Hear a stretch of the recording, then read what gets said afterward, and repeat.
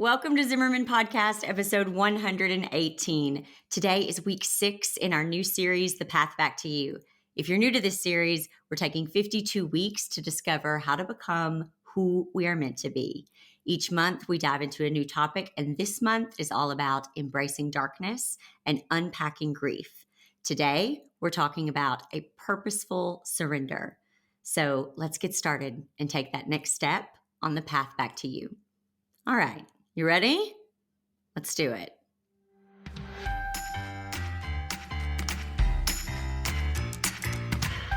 I'm Jessica Zimmerman, and this is Zimmerman Podcast. I'm a serial entrepreneur, mom to 3, and professional oversharer who has spent a decade building my business and helping others do the same. From wedding floral design to business education, features in Martha Stewart Weddings and Forbes magazine, and even writing and publishing my best-selling memoir, Sleeping with a Stranger, my business has kept growing, evolving, and changing year after year, just like me. Because the best thing about building a strong business is the freedom it gives me to live a full life. And that's what Zimmerman Podcast is all about, sharing real, transparent, in-the-moment reflections about how to live a life, build a business, and lead a family through the good, the hard, and the messy. That's what we're doing each week, right here on Zimmerman Podcast. Welcome to the show.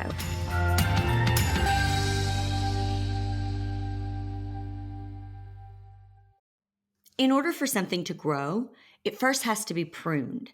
If you've ever lived in the South, then you've seen crepe myrtle trees surrounding houses and lining neighborhood streets and cities all over the place. There is nothing more jarring than seeing a crepe myrtle in springtime. They prune back those trees so much, it's hard to believe that they will ever produce growth again. And yet, every year, they come back bigger and more beautiful than ever before. And if they hadn't been pruned, they'd be weak, scrawny, and more susceptible to damage. The same is true with us. Good growth requires us to leave parts of ourselves behind. And that leaving can even feel like a death, because it is. Growth is painful.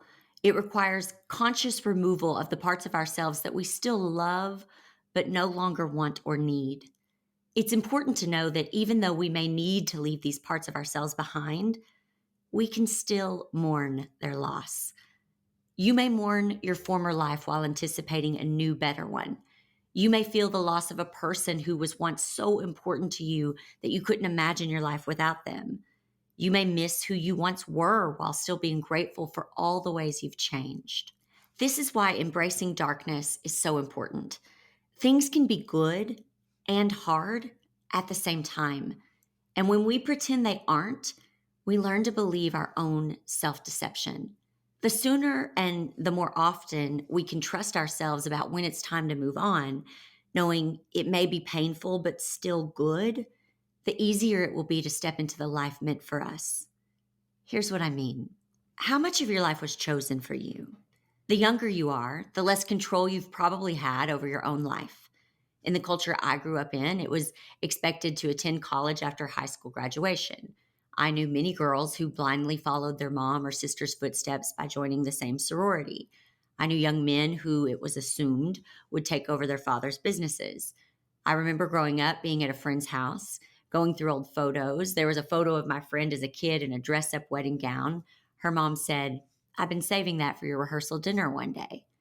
I know women who save their kids' clothes, toys for their future grandchildren.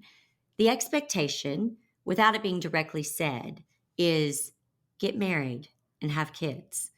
Today, I see kindergarten kids wearing their parents' alma mater t-shirt. In some cultures, women don't have much say over their lives regardless of their age. Maybe you know what I mean.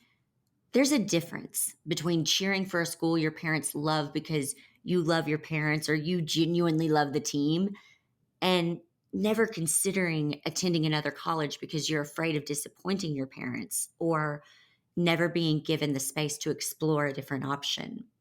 But when we let go of the life we fell into, or perhaps were shoved into, we get to experience agency for the first time. Think of how many things are just chosen for us. Each choice that takes a step toward a life we choose for ourselves requires letting go of an old way of living and blindly jumping into a new normal. With each choice, there is a small death, a letting go of a story that, although maybe you didn't want, felt familiar and safe. And growth meant going into unknown territory. And here's the hard truth: whatever you are not changing, you are choosing. What I know for sure is that making a choice and taking action brings clarity. You will end up knowing if that choice was good for you or not. There is no wrong decision. If it gives you clarity, that's a win. You can always course correct. But how will you know unless you take action? It's easy to believe life can never get better when we feel like we have no choices. And don't get me wrong, it is a privilege to have those choices. I believe why so many people are depressed is because they are so fearful of making the wrong decision, the wrong move, that they become stuck. They paralyze themselves. Energy has to move. It cannot stay stuck. Think of water. Water has to flow. If it sits still, it becomes a breeding ground for mosquitoes. And that is a miserable way to live. Remember, fear, it is the absolute lowest frequency of energy. And now I'm going to share with you real quick one of my all-time favorite stories about fear from one of my all-time favorite writers, Elizabeth Gilbert. Here it goes. Dearest Fear, creativity and I are about to go on a road trip together. I understand you'll be joining us because you always do. I do acknowledge that you believe you have an important job to do in my life and that you take your job seriously. So, by all means, keep doing your job if you feel you must. But I will also be doing my job on this road trip, which is to work hard and to stay focused. And creativity will be doing its job, which is to remain stimulating and inspiring. There's plenty of room in this vehicle for all of us, so make yourself at home. But understand this: creativity and I are the only ones who will be making any decisions along the way. I recognize and respect that you are part of this family, and so I will never exclude you from our activities, but still, your suggestions will never be followed. You're allowed to have a seat, and you're allowed to have a voice, but you are not allowed to have a vote. You're not allowed to touch the road maps, you're not allowed to suggest detours, and you're not allowed to fiddle with the temperature. Dude, you're not even allowed to touch the radio.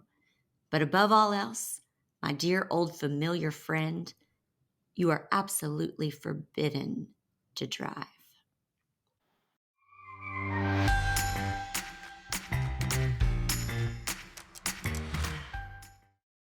When you feel like you're losing your mind, I'm here to help you restore your soul. A few years ago, I woke up and felt like everything in my life was a lie. I didn't recognize myself or any of the people around me. For the first time in my life, I questioned everything I had ever been taught or told. I didn't know what was true anymore, and I felt like everything I knew was slipping away from me. I went through a complete dark night of the soul until I was forced, by something much more powerful than me and my fears, to stop running from myself and start facing the truth. That the pain in my life wasn't coming from the world around me, but from the pain inside me. I remember thinking, what if the cause of your pain and the cure for your pain is the same? You. That's what my program, The Path Back to You, is all about. Not starting over, but starting again on a path that will return you to yourself, a path that will heal and refine you, a path that will break you and make you whole. When searching for answers to what felt like an all at once, completely sudden, never ending list of questions with no answers, all I found was the advice: just sit with yourself and heal. All the answers are inside of you. And I remember thinking, gee, thanks. That's helpful. I know I need to heal, and I'm willing and ready to do the work to do that, but how? Where do I begin? Well, it took some time, but after years of therapy, researching on my own, trial and error, mess ups and setbacks, I found my way back home, back to myself. In The Path Back to You, I share with you my own personal story of struggle and trauma as a sacred offering. My hope is that through my story, you can better see yourself. I share with you my darkest moments and the steps I took to find my light, the light I had dimmed for most of my life. Throughout all the heartache I've endured, I've finally found peace, and I want to share my roadmap with you. If any of this resonates with you, trust that this episode found you for a reason. Trust the divine intervention. Those brave enough to have embarked on a healing journey know how incredibly lonely and painful it is. I remember feeling completely isolated, like I didn't even belong in this world anymore. It was scary as hell. But I want you to know you are not alone. While I fully believe healing is a solo journey, I think it's totally okay to have a roadmap and a pathfinder who has gone before you to guide you as you return home to you. Join me on the path back to you. Click the link in the show notes or go to jessicazimmerman.com to learn more. And just for you, podcast listeners can get 15% off with code PATH15. That's PATH15.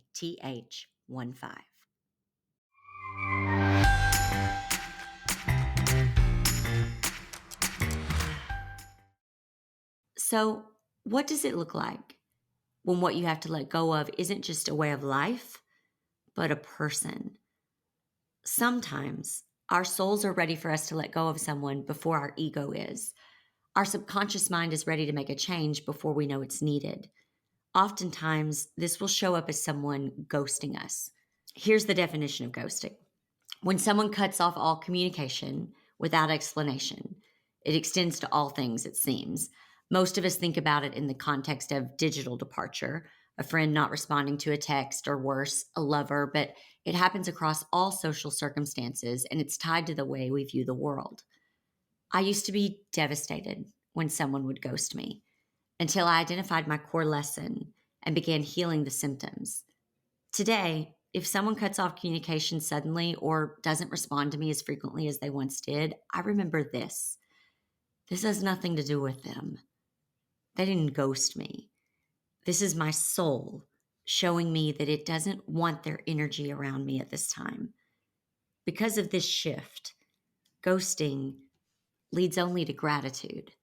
When it comes to people, a word that I choose to embrace is surrender. It feels gentler than letting go. It feels more soul aligned. It feels more sacred.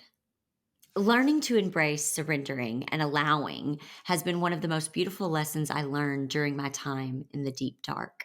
When we trust our reaction to people, we practice radical self love and self trust. That is what we mean when we say self care, honoring your needs above others' desires. Self care like that rarely feels easy, but man, it is such a gift. If you risk losing something because you're honest about your needs, you have to ask if that something is worth having. If you set a boundary and someone seeks to punish you for it, it's time to ask what they were gaining by their manipulation of you. Speaking your truth will almost never feel easy. So if that's what you're waiting for, don't hold your breath. It will never feel like the right time. There is no right time. There is simply time and what you choose to do with it. It may not even feel like peace at first, but over time, when the initial shock wears off, you will reap the benefits of keeping a promise you made to yourself. You're either choosing to move forward and grow, or you're choosing to avoid and stay stuck. People who repeatedly disrespect you are on some level asking you to let them go. Establishing your boundaries may trigger someone else, but that is their responsibility to uncover and prune. It's not yours. And as someone who always felt responsible for other people's emotions, and as someone who never wanted to be alone and deeply feared the trauma of abandonment, I tried with all of my being to save the relationships in my life. But I have learned that you can't chase away someone's demons by loving them more. And you can't fight demons on someone's behalf. You can support them, you can love them, You can be their friend, be their companion, but until they face down those demons for themselves, until they conquer them, they will never fully understand the gift that you were or the gift that you could have been had you ever been able to fight side by side. You can't heal someone else. Healing is a solo journey. You can read more about this in my Uncovering Divine Femininity series, which I will link for you in the show notes in the description. But the best thing you can do is work on you. Find your light. Shine it bright. Maybe that light will be a guiding light for them to do their own work. Maybe it won't, but they aren't your responsibility. You are. And when you go on this journey back to yourself, your true self, the people around you might wonder why you've changed, why you're being selfish or difficult or so different. You don't have to explain or defend yourself. You don't need permission or approval. You just need to honor yourself and make peace with the pain of letting go. Change is one of the only things that we are guaranteed in this life. So cozy on up to it. It'll teach you if you'll let it. And if you want to know some of the things I've had to personally let go of and the issues that it's caused with the people in my life, as well as some practical tools for how to let go, like my favorite meditations, affirmations, and steps to purposefully letting go, I'd invite you to join my Path Back to You course, a more interactive and purposeful processing of these topics where I invite you into the practice of letting go, not just the theory. Go to jessicazimmerman.com to learn more. Thank you so much for joining me today as we journey together on this path back to you. I hope what you heard resonated with you and you can take it with you into your week. If you're looking for more resources for the journey, you can visit jessicazimmerman.com. I'll see you right back here next week on our next leg of the journey.